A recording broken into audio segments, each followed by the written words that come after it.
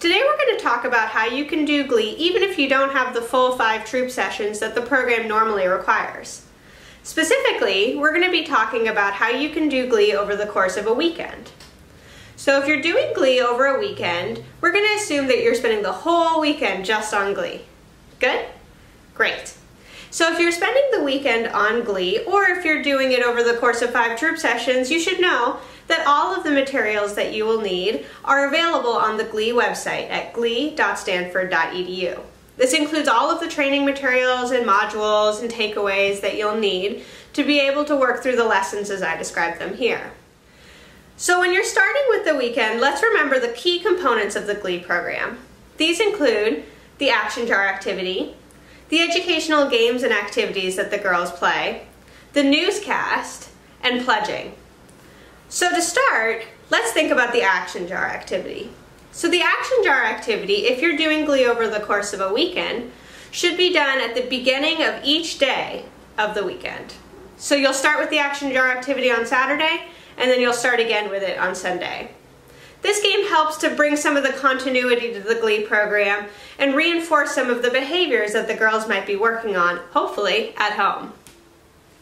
Next, we have the educational activities. So in total, there are 5 of these. They each take about 30 to 40 minutes, and we suggest that you do 2 of them on the first day and 3 of them on the second day. So if you structure it out this way, that means you're spending about an hour playing games on the first day and about an hour and a half on the next day, but we suggest building in a bit of a buffer in case the games get really fun. So after the activities, one of the most important part of the GLEE experience is the newscast that the girls get to create.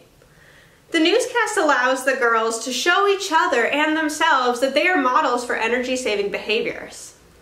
And it's a fun way for them to get to show off what they've learned during the course of their session. So make sure at the end of each day, both Saturday and Sunday, that you put aside time to tape a part of the newscast, as it's detailed in the GLEE module. And remember to let the girls see the video that you have filmed so that they can reflect on that and they get to see what they've done immediately, which is really fun. After you film the newscast, on the last day, we suggest showing the entire newscast as a fun way to wrap up the GLEE program, or having them show the newscast as part of a skit or end of the weekend talent show. We also suggest doing pledging at the end of each day. Pledging is an important way for the girls to reinforce some of the behaviors that they've learned and work on building them into their daily lives.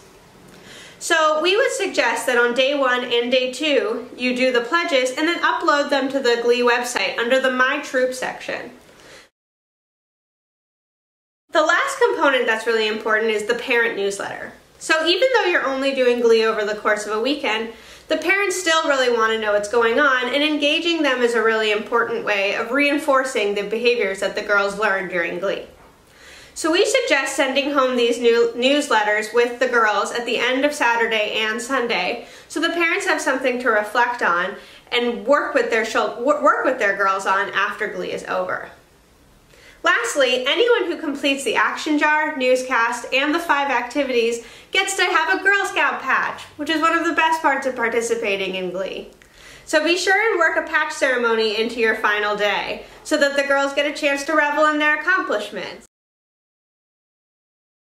If you have the resources, we suggest being able to give the girls the takeaways that are detailed in the original curriculum, including the reminder stickers or the octopus hanger or any of those materials that the girls might be able to take home and help them remember the GLEE program after it's over.